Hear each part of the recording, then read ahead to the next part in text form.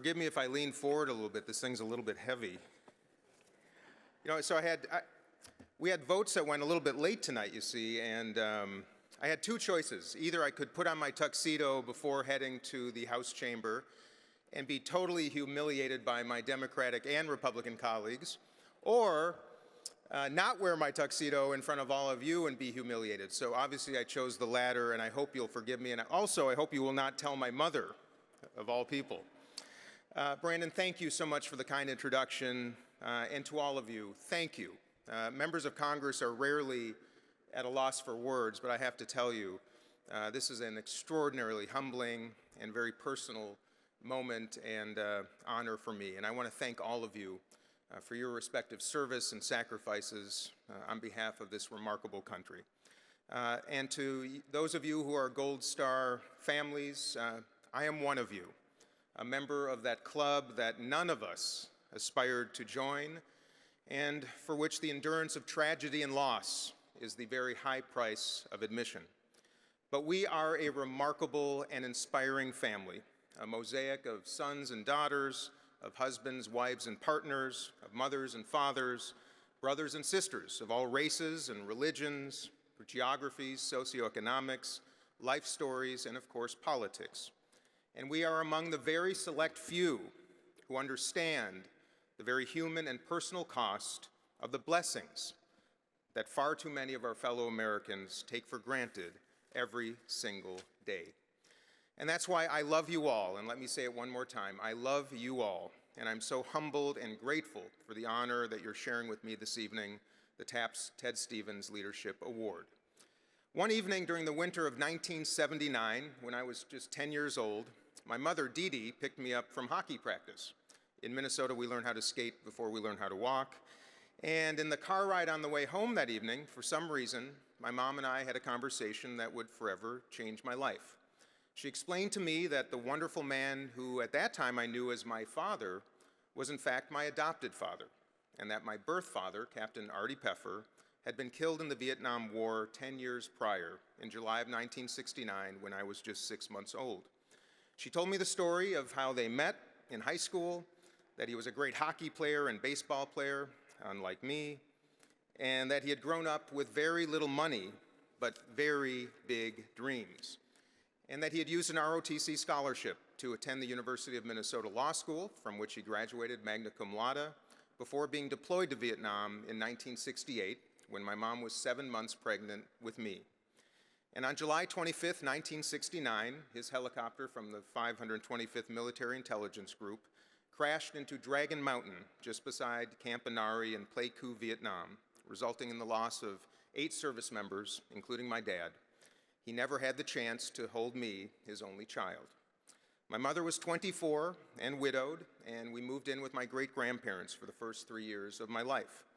And then fate dealt me a lucky hand when she married Dean Phillips, who adopted me, nurtured me, and brought me into a family of great achievement and very high expectations.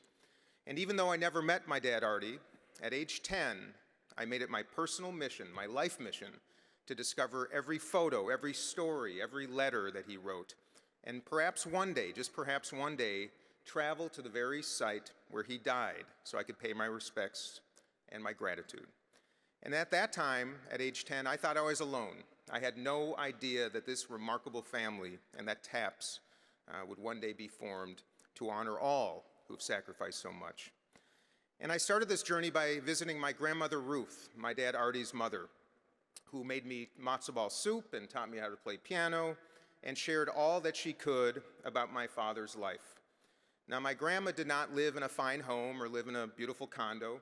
She lived in subsidized housing, which at that age, when I was a young boy, was a very stark reminder of how I had lived on both sides of advantage.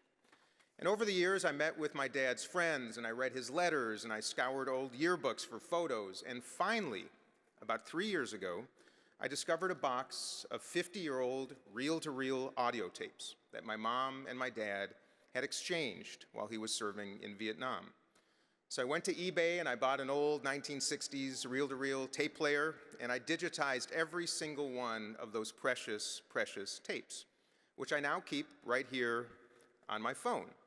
And I've gotten to know my dad quite remarkably through listening to his voice, filled with hope and humor and strength, as well as fear and loneliness and sadness, a powerful mix of emotions that I imagine is all too familiar to so many of those of you who have served, as well as your families.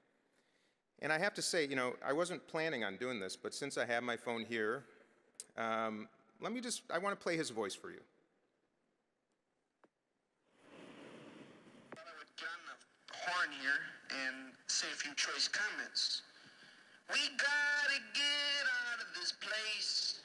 If it's the last thing we ever do, we gotta get out of this place. Girl, make a better life for me and you. Yeah, that's what they sang tonight, honey. And boy, those words fit the situation to the T, Hey, listen, I got a whole bunch of pictures, see? And tomorrow when I'm sober, I'll sit down and narrate them. But right now, I'm really feeling pretty good, see? Bill and I went out there about 7:30, and we've been drinking beers ever since. And tomorrow, we're going to go out to the beach. I'm going to run all those beers off, so never fear. It's just that once in a while, you got to get all that tension out of your system, you see. Oh, honey, I'm telling you, that trip to Tokyo was number one. Oh, and I just ate you up, I just ate you up. Don't tell my mom. I really love you so much. And our little baby Dean, I'm just getting a feeling for him. Those pictures and I just wanted you to hear my dad's voice.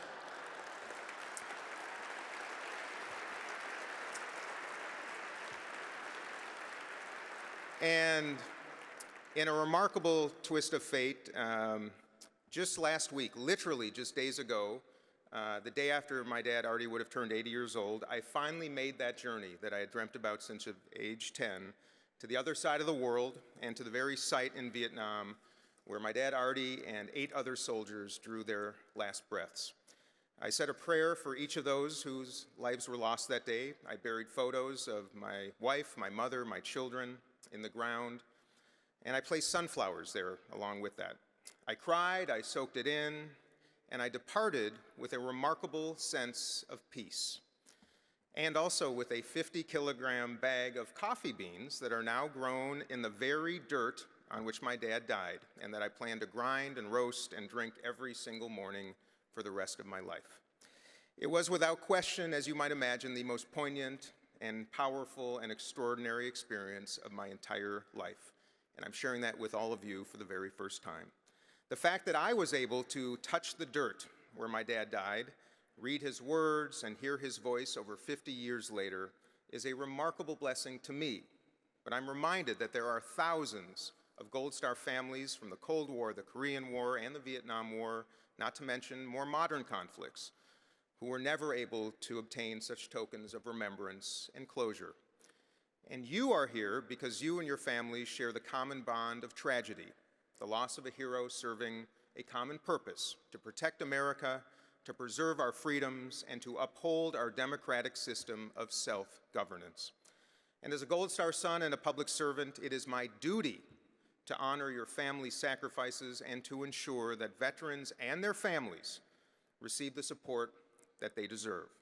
And that's why I'm a proud co-author of the Lives Live On Act, a bill that was endorsed by TAPS, of course, and ensures that surviving spouses continue to receive benefits after they remarry, eliminating a harmful remarriage penalty that exists under current law. It's also why in the last Congress I co-sponsored legislation that simplified and improved care for disabled veterans, solidified benefits for family members of veterans, and provided employers with incentives to hire spouses of veterans. And just last week, I joined a group of representatives advocating for greater funding for suicide prevention for veterans and their families, as well as improved funding for medical care for disabled veterans. I will continue to support veterans and their families as long as I serve in Congress. We are a nation that always finds the resources to send young men and women off to war, and sometimes struggles to find resources to take care of them when they come home.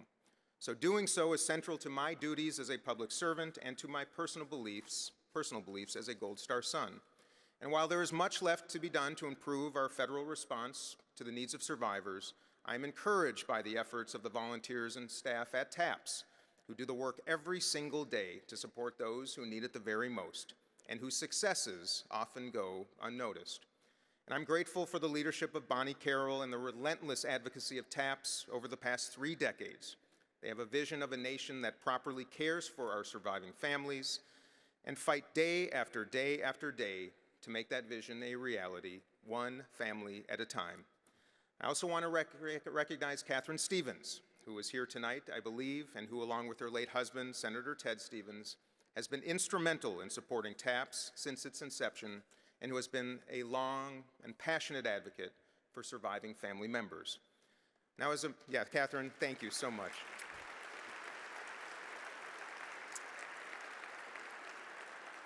As a member of Congress, your stories and our shared mission to support surviving family members remain at the very forefront of my mind.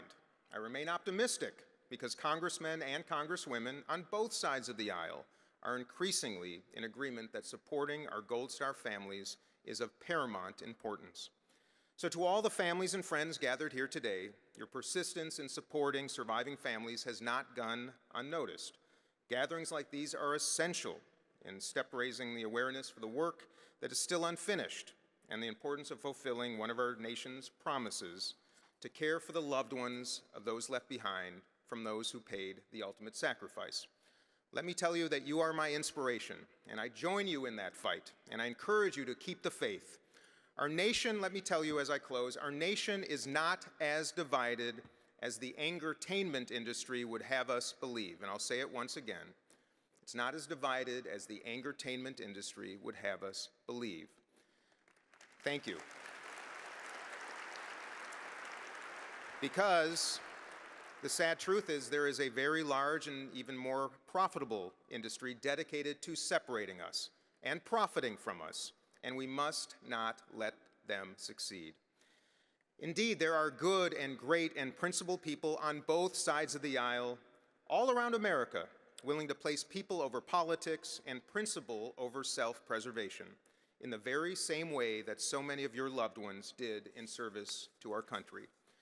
So when you, the Gold Star families here tonight, close your eyes in the evenings and wonder, like we all do at some point, if your loved one's life was worth it, or if he or she made a real difference, please remember that the answer no longer lies with them, it lies with you.